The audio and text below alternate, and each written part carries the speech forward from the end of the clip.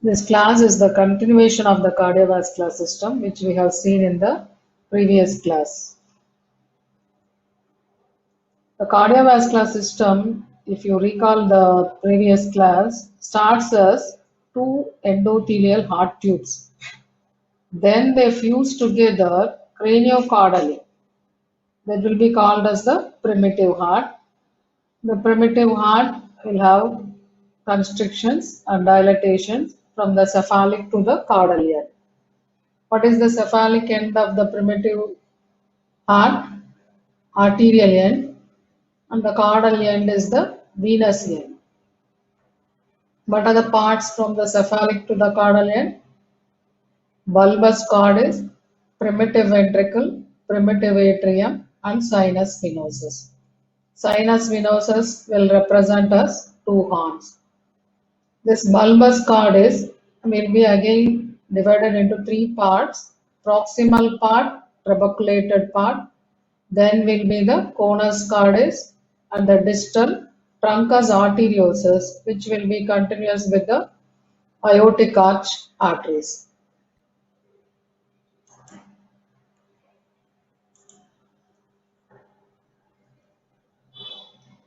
The definitive heart now has the parts we have told, four parts: truncus arteriosus, bulbous cordis, primitive ventricle, primitive atrium, and the sinus venosus, which has undergone the folding and rotation mainly by the bulbous cordis and the primitive ventricle ventrally and caudally into the pericardial sac, so that this loop will be called as the bulboventricular loop, mainly by the bulbous cordis and the primitive ventricle. The primitive atrium lies now dorsal to the bulboventricular cavity. The sinus venosus lies still dorsocaudal to the primitive atrium. The ventricle has moved ventrally and to the right, and the atrium has moved dorsally and to the left at the end of the rotation of this heart tube. And we have started with the changes in the interior of the heart, and we have completed the changes in the sinus venosus mainly. The remaining changes in the interior of the heart we will see in this class mainly. In the sinus venosus, the right horn on the floor of the sinus venosus, left horn on the floor receives vitelline veins and the umbilical veins. Horn receives the common cardinal vein.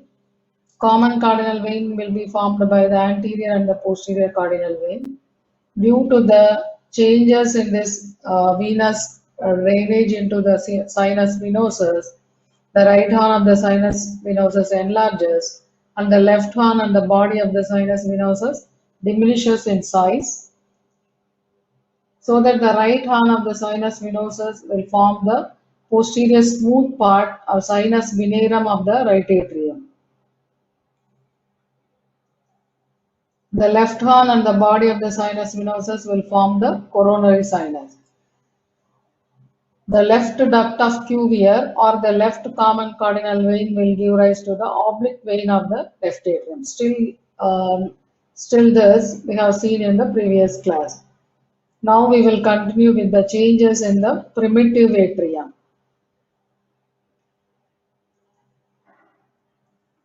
Now this common atrial chamber. It has not been divided into right and left. It is a common atrial chamber. It is communicating ventrally with the bulboventricular cavity through the atrioventricular canal. If you see, this atrioventricular canal lies between the left side of the primitive atrium and the future left ventricle in the beginning. Subsequently, this canal shifts to the right and comes into alignment with the future right atrium and its ventricle. This rightward movement of the atrioventricular canal results from the obliteration of the protrusion of the bulboventricular ridge and widening of the components of the bulbous cord. If you see this atrioventricular canal from the ventral and dorsal walls, two endocardial cushions form. Two endocardial cushions from the ventral and dorsal walls. They fuse to form the septum intermedium. So this is the septum intermedium. This septum divides this atrioventricular. So this is the common atrial chamber, and this is the bulboventricular cavity. Atrial chamber lies ventral to the bulboventricular cavity and communicates with the bulboventricular cavity through the atrioventricular canal. This canal has been now divided by this septum intermedium, which is formed by the fusion of ventral and dorsal endocardial cushions to form the septum intermedium. So the septum intermedium divides this atrioventricular canal into right atrioventricular orifice and left atrioventricular orifice.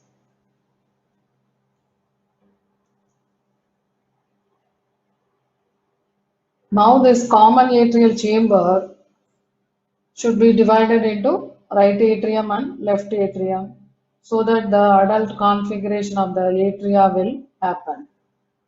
For this, septum should form in the common atrium. So there is the formation of the septum in the common atrium in the 6th week it starts. Simultaneously, when the formations of the atrioventricular cushions are in progress, the internal septation of the atrium takes place by the development of the septum primum. So this is the first septum to appear from the roof and dorsal wall of the primitive atria. The septum is like a sickle-shaped fold, and it is exactly in the midline, or it is exactly dividing this common atrial chamber into right atrium and the left atrium. So it is the septum primum, that is the first beginning of the septum formation in the common atrial chamber, starts at the 6th week. If you see the septum, they are growing towards the endocardial cushions. As if you see the ends of this septum primum, it appears as two limbs and they extend towards the endocardial cushion in the atrioventricular canal. So this is the septum primum, which starts from the roof and dorsal wall of the atrium. So this is the dorsal wall, roof and dorsal wall of the common atrial chamber. They grow towards the septum intermedium. It is like a sickle-shaped fold exactly in the midline.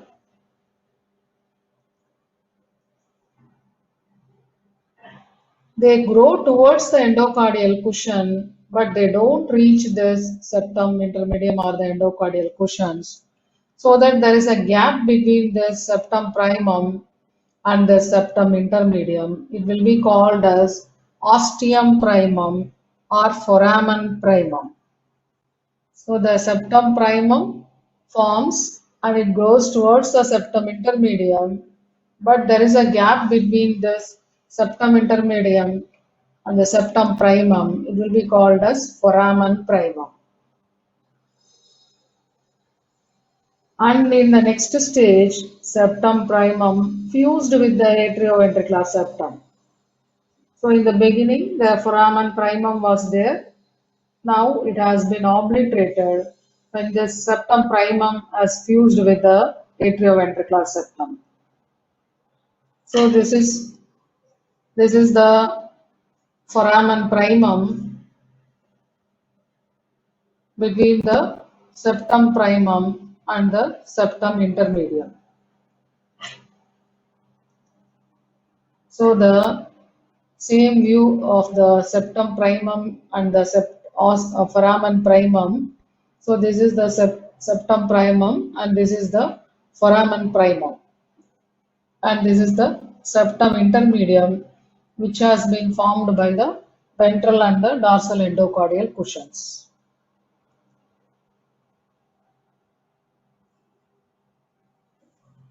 When this septum primum fuses with the septum intermedium, before the closure of the foramen primum, cell death starts in the upper portion of the septum primum, as if it is like a programmed cell death.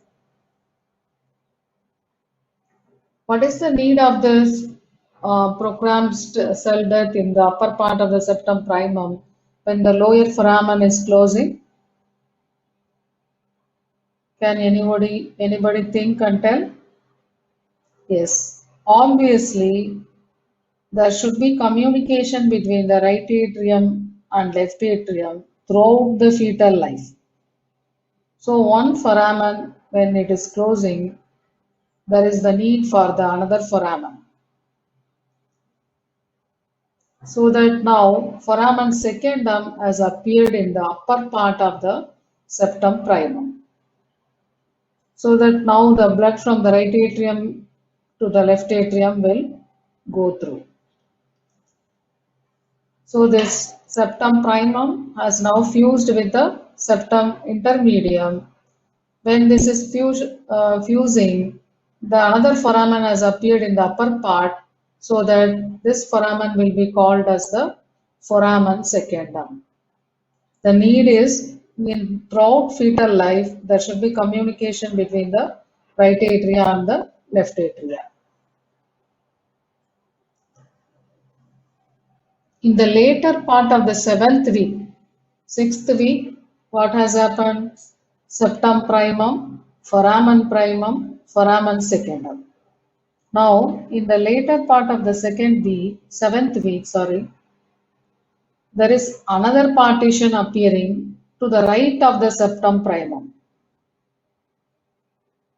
What is the need of this another partition, do you think?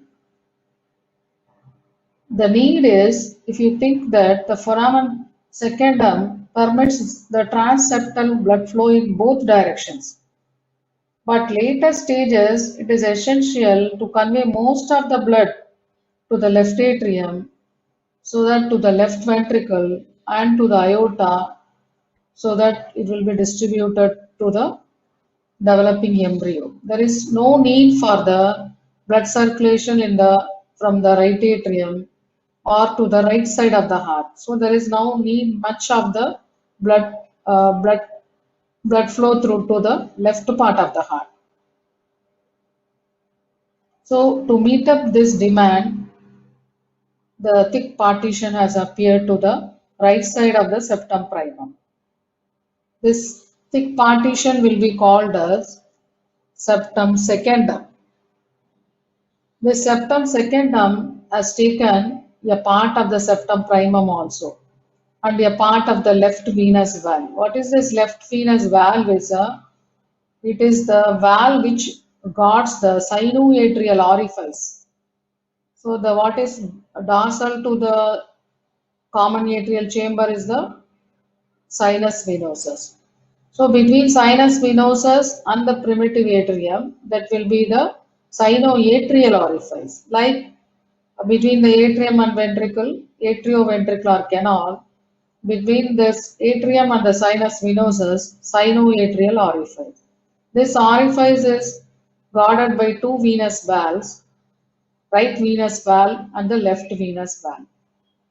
This septum secundum has taken a part of the left venous valve and a part of the septum primum.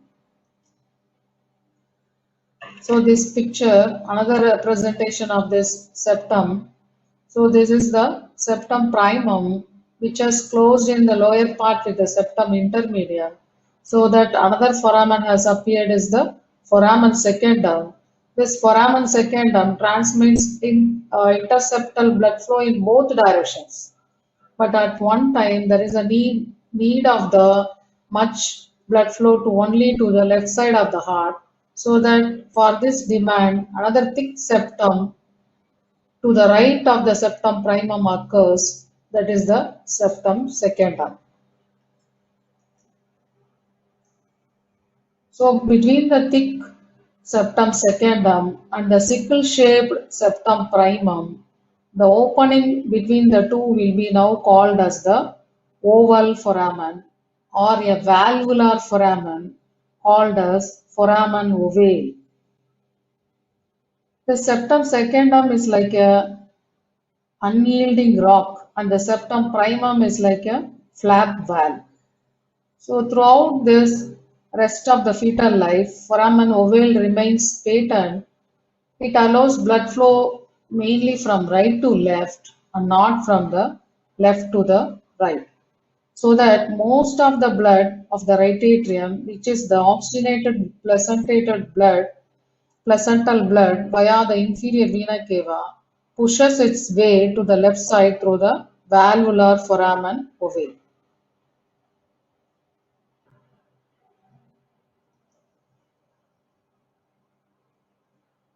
So this is the venous valves I was describing, the sinoatrial orifice, which is not shown clearly in this picture, but in this place sinoatrial orifice will be present, which will be guarded by the right venous valves and the left venous valves. So this thick partition, septum secundum, takes a part of the left venous valve and septum primum, and so that there will be the gap between this septum primum and the septum secundum, which will be like a valve-like opening, foramen ovale, which transmits the blood mainly from the right to the left part of the heart and not from the left to the right part of the heart. And this remains patent throughout the fetal life. So, immediately after birth, when lung circulation begins and pressure in the left atrium increases, the valve of the foramen ovale is pressed against the septum secundum so that obliteration of this foramen will be occurring, and that will be the now separation of the right atria and the left atria. So this is the septum secundum and this is the septum primum. Now this gap between the two will be called as the foramen ovale after birth, so that this will be represented in the adult heart as the caudal edge of the septum secundum. So this is the caudal edge of the septum secundum. It will be persisting in the adult heart as the limbus fossa ovalis, and this caudal part of the septum primum, this will be persisting as the floor of the fossa ovalis. So this is floor of fossa ovalis, which is formed by the septum primum, and this is the limbus fossa ovalis, which is the caudal edge of the septum secundum.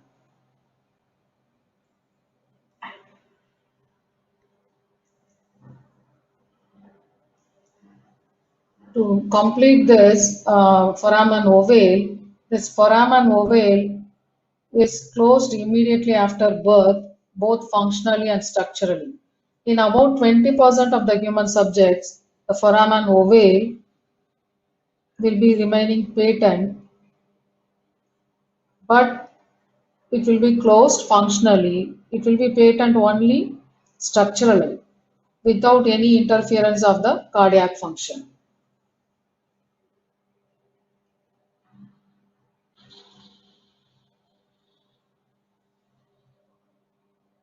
To complete this development of the atrial chambers, right and the left, we have to see for a few more details of this sinoatrial orifice and this right venous valve and the left venous valves.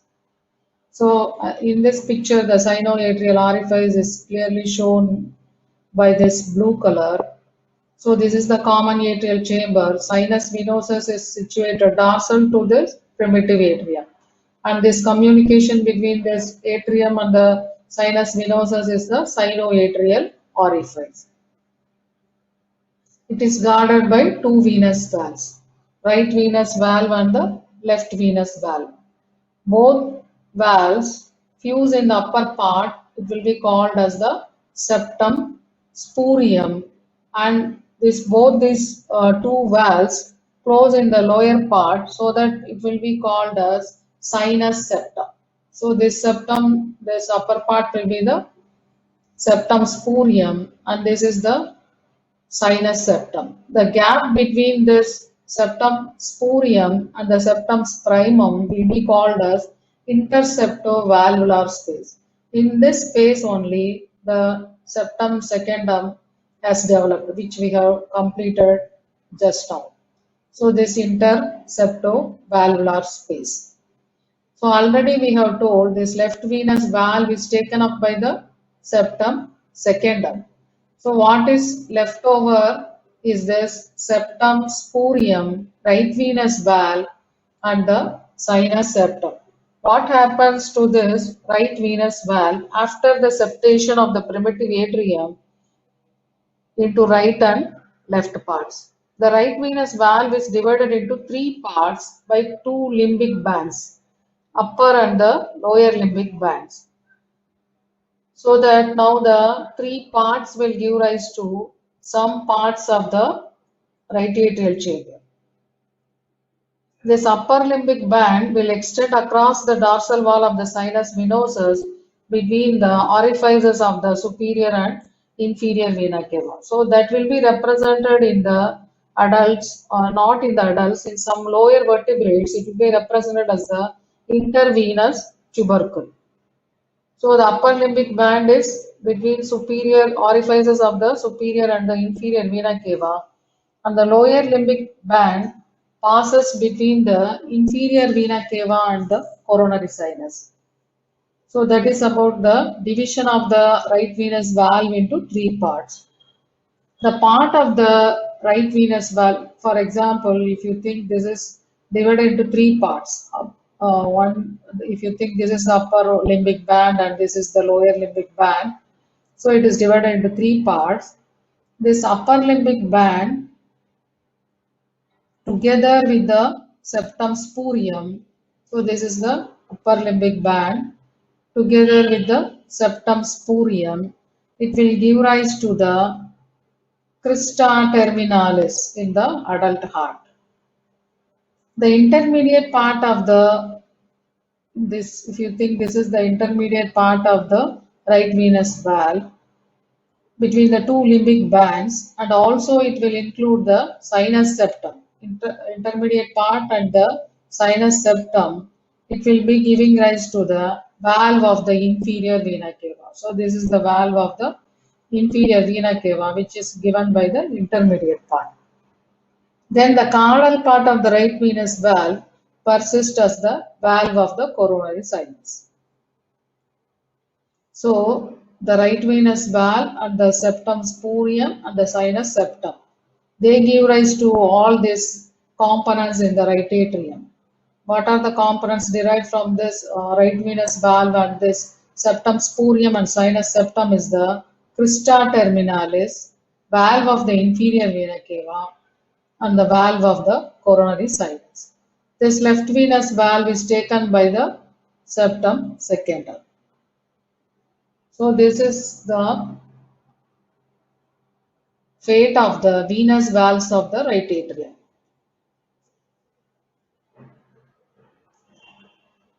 So to conclude this septation of the right atrium and the left atrium, we will now continue with the development of the right atrium. Development of the right atrium is an important theory question for the first MBBS. If this development of right atrium is asked, we should write the right horn of the sinus venosus is derived from the posterior smooth part of the right atrium. Right half of the primitive atrium gives rise to the anterior rough part of the right atrium. Usually, this primitive chambers will be giving rise to the rough parts of the adult heart. That is the way to remember. So, primitive atrium right half will give rise to anterior rough part of the right atrium. Left half of primitive atrium will be giving rise to the rough part of the left atrium. Smooth part is now derived from the right horn of the sinus venosus. Right venous valve gives rise to crista terminalis, valves of the inferior vena cava and the coronary sinus. Fossa ovalis is the remnant of the septum primum, and the limbus fossa ovalis is derived from the septum secundum. So these are the 5 points to be written for the development of the right atrium. Development of the left atrium. Posterior smooth part, same like right atrium, the posterior smooth part of the left atrium develops from the endocardial cushions of the four pulmonary veins. In the beginning of this, there is a single pulmonary vein entering the left atrium. Then at one stage, two pulmonary veins. At the later stage, four pulmonary veins. They are incorporated into the posterior part of the left atrial chamber so that they will give rise to the smooth part of the left atrium. Anterior part, including the left auricle, which is rough, will be given by the left half of the primitive atrium.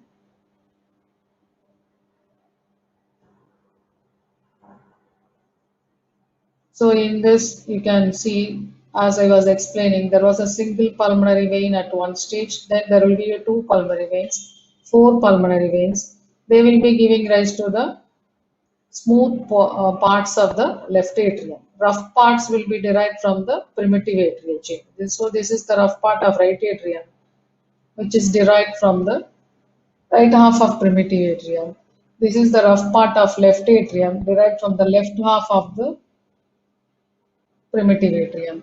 Smooth part of the right atrial chamber mainly from the sinus, it is called, smooth part is called sinus venerum, and it is mainly from the observed right horn of the sinus venosus, and the smooth part of the left atrium from the absorption of the four pulmonary veins.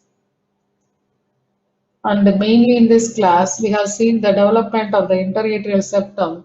The interatrial septum develops from three sources: septum primum and septum secundum, and the septum between the atrium and the ventricle will be called as the septum intermedium. So we have completed in this class the septation of the primitive atrium into the right atrium and the left atrium, and we have seen mainly the development of the right atrium and the development of the left atrium. The remaining parts of the interior of the heart, like primitive ventricle and bulbus cordis, we will see in the next class.